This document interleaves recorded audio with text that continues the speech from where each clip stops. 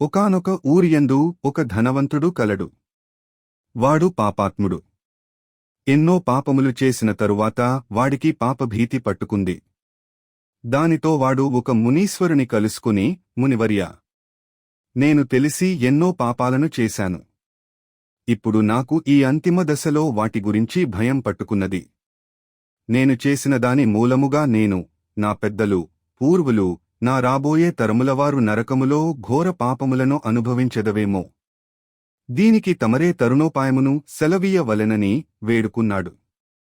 అతడి ప్రార్థన విన్న మునీశ్వరుడు అతడి పట్ల జాలితో, నాయనా, అన్ని పాపములను ఆ సర్వేశ్వరుడే రూపుమాపుతాడు కనుక నీవు నీ ఊరిలో ఒక ఆలయాన్ని నిర్మించి అందులో అనునిత్యం పేదలకు అన్నదానం చేయించు, దానితో నీ యొక్క పాపములు పరిహారమవుతాయని తెలిపాడు.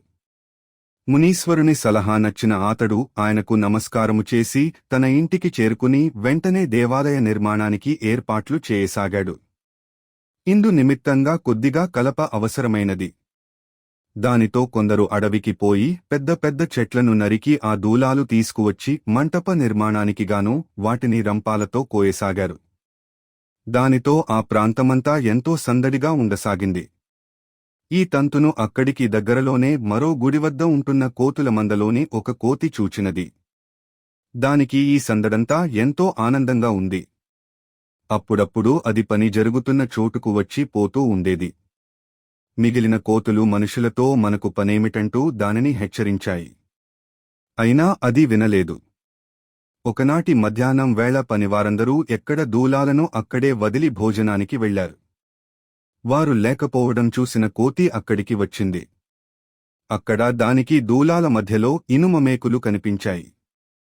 వాటిని దూలాలు సగం వరకు కోసిన తరువాత అవి మళ్లీ అతుక్కుపోకుండా ఉండటానికిగాను పెడతారు.